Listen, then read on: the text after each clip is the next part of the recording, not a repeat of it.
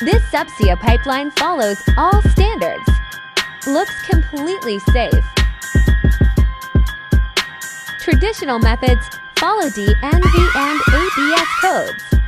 But why do engineers still fall into traps?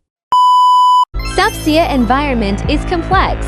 Reynolds number variations, current impacts, cyclic wave loads.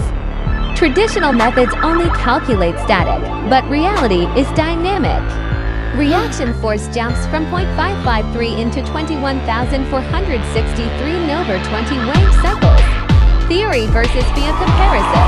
Theory only calculates steady forces.